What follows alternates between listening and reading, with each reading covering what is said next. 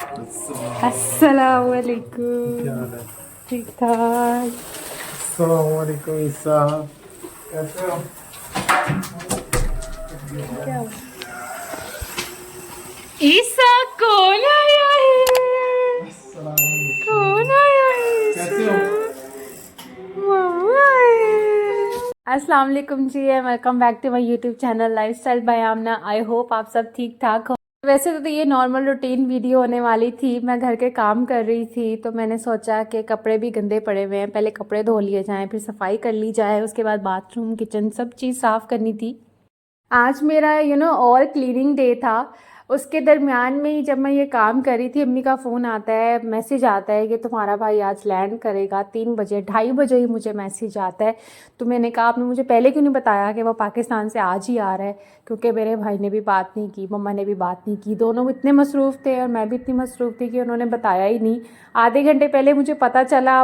क्या तैयारियां करनी थी, क्या सब कुछ करना था, वो मैंने फटाफट से करना स्टार्ट कर दिया, बर्तन धोना शुरू कर दिए। क्या पकाना था उसके लिए मुझे ग्रोसरी के लिए जाना था, लेकिन वो भी मैं नहीं जा सकी क्योंकि ईसा का भी टाइम हो चुका था, वो घर आ चुका था, उसको भी साथ देखना था और घर के काम भी करने थे। अगर मैं बाहर जाती तो बहुत ज़्यादा थक जाती। तो फिर मैंने घर पे देखा क्या क्या मौजूद है, फटाफट से सारी तैयारियाँ करते हैं। और कुछ चीज़ें मेरे पास थी, कुछ चीज़ें मेरे पास नहीं थी, वो फिर मैंने ऑनलाइन ग्रोसरी स्टोर से मंगवा ली थी। तो मैं बहुत खुश थी कि आज मेरा भाई आ रहा है। और भाई भी तकरीबन 2 माह के बाद आ रहा था घर पे, पाकिस्तान गया हुआ था और वह पाकिस्तान से 2 महीने के बाद आ रहा था। तो बहन भाई का एक अपना ही प्यार होता है, एक अपना ही चाम होता है। आपस में बैठ के बातें करते हैं दोस्तों की तरह, यहाँ वहाँ की बुराइयाँ करते हैं, थोड़े सा शुगल मेला करते हैं। और मेरा छोटा भाई तो बिल्कुल मेरे दोस्तों की तरह है, वो तो बिल्कुल ऐसे जैसे मेरी बहनों की तरह है। कुछ वो अपनी सुनाता है, फिर मैं अपनी सुनाती हूँ, फिर मैं उसकी सुनती हूँ, फिर वो मेरी सुनता है। हमारी बातें ख़त्म ही नहीं होती। इवन कि वो जाते जाते हम दरवाजे तक बातें करते रहते हैं। तो 2 महीने से ज़रा खामोशी थी और काफ़ी कुछ ऐसे बीच में इवेंट्स और काफ़ी ऐसी चीज़ें हुई थी कि मेरे पास बहुत सारी स्टोरीज़ थी सुनाने के लिए और उसके पास बहुत सारी ऐसी स्टोरीज़ थी जो मैं सुन सकती थी और जिस पे हम लोगों ने कमेंट पास करने थे। तो बस उसका आने का इंतज़ार था, तब तक मैं घर के सारे काम कर रही थी और आज ही मुझे सारी क्लीनिंग और सारे काम करने थे। तो कपड़े धोने थे, कपड़े पहले मैंने धोए, उसके बाद मैं टेरेस में इनको सुखा रही थी। और ईसा साथ साथ ही मेरे बस तंग कर रहा था, कभी ये चीज़ वहाँ, कभी वो चीज़ वहाँ कर रहा था। तो बस जी यहाँ पे कपड़े सुखाने के बाद मैं चली गई थी झाड़ू लगाने के लिए रूम से। रूम में पता नहीं ये स्नो फॉर्म कहाँ से आ गया था, ईसा ने पूरे रूम में फैलाया हुआ था और इसकी वजह से ये पूरे रूम में हवा से उड़ जाता है। मैं इसलिए छोटा ब्रश यहाँ पे यूज़ कर रही हूँ ताकि इसको मैं पहले उठा लूँ, उसके बाद मैं सेकंड ब्रश के साथ साफ़ करूँगी। कुछ चीज़ें ऐसी होती हैं वो इतना मेस क्रिएट कर देती हैं घर में। घर बिल्कुल साफ़ होता है, बस एक चीज़ यहाँ से वहाँ हो जाए उससे लगता है कि घर कभी साफ़ ही नहीं किया। और मुझे हमेशा पसंद है कि मैं हमेशा से अपना घर बिल्कुल साफ़ रखूँ, हर चीज़ पॉइंट पे हो, हर चीज़ जगह पे हो। लेकिन ऑब्वियसली जब आपके घर में छोटे बच्चे होते हैं तो हर चीज़ें जगह पे नहीं रह सकती। कभी एक चेयर जो आपने अपनी मर्ज़ी से रखी है वो दूसरी तरफ पहुँची होती है, कभी आपने बच्चों के खिलौने एक जगह पे रखे हुए हैं, उनको वहाँ पे पसंद नहीं आते, उनकी अपनी सेटिंग होती है, वो वहाँ पे चेंज कर देते हैं। तो काफ़ी घर मैसी लगता है। घर साफ़ होने के बावजूद, झाड़ू तपड़ी मारने के बावजूद भी ऐसे लगता है कि बहुत ही ज़्यादा गंदा लग रहा है, जस्ट बिकॉज ऑफ जो सेटिंग चेंज हो जाती है उसकी वजह से। और यहाँ पे मैं ये खिलौना टाइप लेकर आई हुई थी, इससे मैं साफ़ कर रही थी अपना कारपेट। तो ईसा ने ये देख लिया और उसने बोला कि मैंने साफ़ करना है। वैसे साफ़ तो कहाँ, उसने मस्ती ही की, खाली साफ़ तो इतना नहीं किया, वो बाद में मुझे ही पकड़ के दोबारा साफ़ करना पड़ा। लेकिन ये मैं ईसा की वजह से ही लेकर आई थी कि चलो थोड़ी सी हेल्प मेरी कर दिया करे, उसको भी पता चले कि अगर हमने गंद डालना है तो फिर उसको हमने साफ़ भी करना है। और यहाँ पे फिर मॉप का टाइम हो गया था, मैं मॉप लगा रही हूँ। यहाँ पे जो लिक्विड होता है, जो फ्लोर लिक्विड होता है क्लीनर, वो मैं डायरेक्ट फ्लोर पे ही लगाती हूँ। कुछ लोग ऐसे करते हैं कि जो बाल्टी में पानी डालते हैं उसके अंदर ही लिक्विड डालते हैं। पहले मैं ऐसे ही करती थी, लेकिन जब से मैंने 1-2 दफ़ा ट्राई किया ऐसे लिक्विड डाल के डायरेक्ट ज़मीन पे, तो वो बहुत ज़्यादा अच्छे तरीके से साफ़ हो जाता है। और जो थोड़े थोड़े बाल और थोड़ी थोड़ी जगह पे जो लग जाता है, कोने पे लग जाता है गंद, वो डायरेक्ट लिक्विड अगर आप फ्लोर पर डालते हैं ना तो उससे वो गंद नहीं लगता, वो साथ साथ ही क्लियर होता रहता है। तो सफाइयों का मेरा सारा काम हो चुका था। अब मैंने कहा कि यहाँ पे मैं पहले आलू चने बना लेती हूँ। तो सबसे पहले मैंने चने डाले उबले हुए, पहले ही मैंने एक वीडियो में उबाले थे चने और मैंने आपको दिखाए थे। फिर आलू उबाले, फिर उसमें थोड़ा सा प्याज और टमाटर और साथ में ग्रीन मिर्चें डाल दी। अब मैं यहाँ पे दही डालूंगी। दही को पहले मैं अच्छे तरीके से फेंटूंगी क्योंकि यहाँ पे दही बहुत ज़्यादा थिक होता है, उसमें पानी लाजमी डालना होता है क्योंकि वो इतना थिक दही एक तो खाया नहीं जाता। डायरेक्ट आप खा सकते हो लेकिन आपका पेट फुल हो जाता है, तो उसमें पानी डाल के उसको थोड़ा सा मिक्स करना बेटर होता है। उससे वो ज़्यादा अच्छे तरीके से उसकी कंसिस्टेंसी बन जाती है और चीज़ों में भी वो डला हुआ ज़्यादा अच्छा लगता है। मेन कोर्स में तो मैंने बिरयानी बनाने का सोचा हुआ था, लेकिन बिरयानी के साथ मैंने कहा चलो थोड़ा सा रायता बना लेती हूँ। रायते के साथ एक दही भल्ले टाइप कुछ बनाती हूँ। तो मेरे पास भल्ले तो थे नहीं यहाँ पे, तो फिर मैंने आलू चने में ही दही डाला था और दही में मैं यहाँ पे चाट मसाला डाल रही हूँ। इसको अच्छे तरीके से डाल के मैं फेंट के इसी तरह दही मैं इसके ऊपर डाल दूँगी और इसको अच्छे से मिक्स कर दूँगी। और यहाँ पे मेरे पास इमली की चटनी भी पड़ी हुई थी, लेकिन उस टाइम पे मुझे याद ही नहीं रहा, इतना ज़्यादा दिमाग मोफ हुआ था कि मैं ऊपर से इमली की चटनी भी डाल देती तो वो मीठा खट्टा मिर्चों वाला इस तरह का अगर दही भल्ला बनता है तो वो बहुत ही लजीज और टेस्टी बनते हैं। तो मैंने खैर इसी तरह ही बनाए और इसके ऊपर थोड़ा सा मैंने चाट मसाला ऊपर से स्प्रिंकल कर दिया था ताकि ये दिखने में थोड़ा खूबसूरत हो। और इसमें धनिया भी मैंने लास्ट में डाल दिया था, वो शायद वीडियो में नहीं आएगा।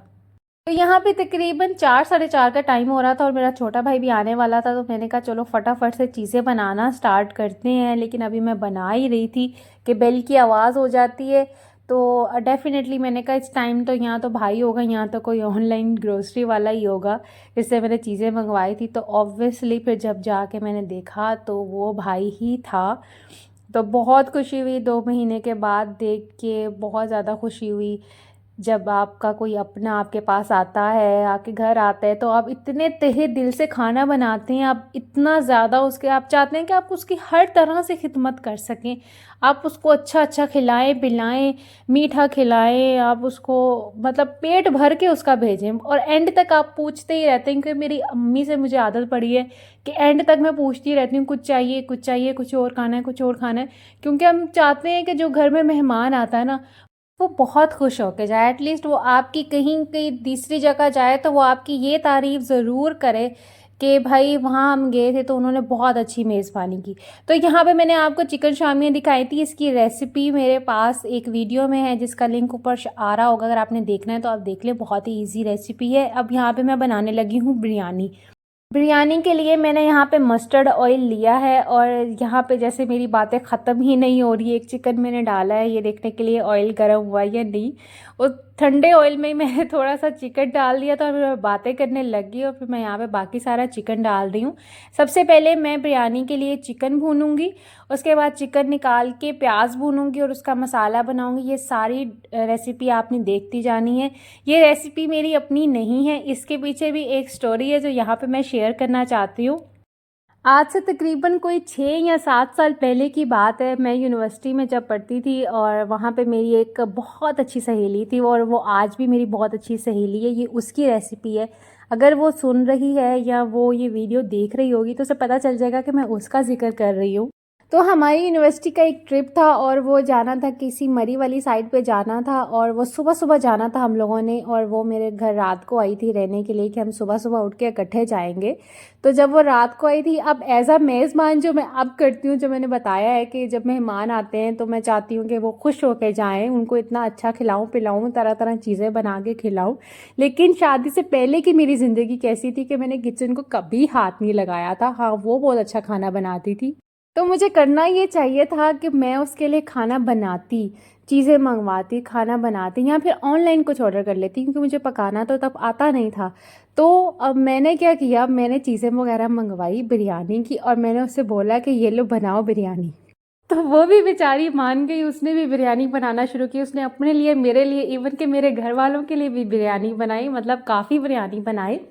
और जब वो किचन में काम कर रही थी तो मैं सामने सोफे पे बैठे उससे बातें कर रही थी। कभी हम कहीं की बातें कर रहे थे और साथ साथ मोबाइल यूज़ कर रही थी, तो कभी हम रील्स की या फेसबुक की बातें कर रहे थे। उसे लगा कि शायद मैं उसे नहीं देख रही, मैं नहीं देख रही कि वो क्या कर रही है, मैं नहीं देख रही कि वो किस तरह से पका रही है, लेकिन मेरा सारा ध्यान उसकी तरफ था। ये मेरे साथ बचपन से आदत है कि मुझे मल्टीटास्किंग करना बहुत पसंद है। मैं अगर साथ मोबाइल यूज़ कर रही हूँ तो अगर मैं किसी से बात कर रही हूँ, मैं बात का भी सही जवाब दे सकती हूँ हाजिर दिमाग से, और अगर वो कोई काम कर रहे तो उस काम को भी मैं अच्छी तरीके से नोटिस कर सकती हूँ। तो जब वो बिरयानी बना रही थी, मेरा ध्यान हमारी बातों की तरफ भी था, हमारा शुक्ल की तरफ भी था, और आधा ध्यान मेरा उसके हाथों की तरफ भी था कि वो कितने मसाले डाल रही है, कैसे काट रही है, क्या पका रही है, कैसे पका रही है। तो वहाँ से मैंने उसकी सारी रेसिपी कैच कर ली थी अपने माइंड में। तो आज जब मैं बना रही थी बिरयानी तो मैंने सोचा कि मैं उसके अंदाज से बनाती हूँ, क्योंकि उसके हाथ की बिरयानी बहुत ही लजीज थी। वो ये वीडियो देख रही होगी तो वो डेफिनेटली ये चीज़ देखेगी कि ये वाकई उसके हाथ की बिरयानी है। तो उसने क्या किया था, सबसे पहले और सारा उसने तेल डाला था और चिकन को अच्छे तरीके से ब्राउन किया था। चिकन निकालने के बाद फिर प्याज डाल के अच्छे तरीके से ब्राउन करना है, फिर चिकन को वापस डालना है कढ़ाई में, उसके बाद डालना है टमाटर, कुछ मिर्चें डालनी है, और उसके बाद आपके जो घर के मसाले हैं, नमक, मिर्चें, हल्दी, गरम मसाला, धनिया पाउडर, ज़ीरा पाउडर, ये सारा कुछ डाल के अच्छे से मिक्स करना है। उसके बाद आपने बिरयानी मसाला भी डालना है। बिरयानी मसाला आधा डालना है, जैसे अगर हम लोग सिर्फ बिरयानी मसाला डालते हैं तो सिर्फ पूरा बिरयानी मसाला डाल देते हैं, लेकिन घर के मसालों के साथ सिर्फ आधा पैकेट ही डालेंगे और उसको अच्छे तरीके से भून देंगे और उसको इसी तरह रख देंगे ताकि ये अच्छे तरीके से पक जाए और चिकन की ग्रेवी हमारी एक बहुत ही मज़े की थिक किस्म की ग्रेवी हमारी तैयार हो जाए। आपकी ज़िंदगी में कोई ऐसी सहेली होनी चाहिए जो आपको काफ़ी कुछ सबक दे जाए, जो आपको घर का सबक दे जाए, जो आपको ज़िंदगी का सबक दे जाए। वैसे वो सहेलियाँ भी जो ज़िंदगी का सबक दे जाती हैं, जो धोखा दे जाती हैं, उनसे भी बहुत कुछ सीखने को मिलता है। तो सहेलियों से सब कुछ सीखने को मिलता है। वो अगर धोखा दे जाती हैं तो आपको सिखा जाती हैं कि अच्छा, इतना यकीन किसी पे नहीं करना, और अगर आपको अच्छी चीज़ सिखा जाती हैं तो वो सहेली आपके साथ सारी ज़िंदगी रहती है। आप अपने दिल की बात उस सहेली से कभी भी कर सकते हो, आप अपने दिल का मशवरा उस सहेली से कभी भी मांग सकते हो। हाँ, करना आपने खुद को होता है कि यार ये सही कह रही है या नहीं कह रही, करनी आपने अपनी मर्ज़ी होती है, लेकिन आप बात करके अपना मन हल्का कर लेते हैं। आप बात करके शायद कोई मशवरा जो वो दे रही हो वो आपको पसंद आ जाए कि हाँ, ये पॉजिटिव मशवरा है, हाँ ये मेरी ज़िंदगी में पॉजिटिव एक कदम लेके आएगा, ऐसा करके देख लेते हैं, हो सकता है ये बहुत अच्छा इसका अंजाम हो। तो आज बस उसकी याद आ गई, तो उसकी याद में मैंने उसकी रेसिपी ही बना ली। अच्छा, यहाँ पे एडिशन मेरा एक अपना है। यहाँ पे अगर मैंने पानी डाला है चावलों का, तो इसमें मैंने डाला है यहाँ पे पुदीना। पुदीना ये मेरा अपना है। यहाँ पे मैंने पुदीना अपना खुद डाला है खुशबू के लिए, और ये बहुत मज़े का भी लगता है चावलों के पानी में डाला हुआ। अगर नॉर्मल चावल बनाने हैं आप ये तब भी डाल सकते हो। और इसमें मैंने नमक डाला था। इसके बाद थोड़ा सा पानी गर्म हो गया, मैंने चावल रख दिए।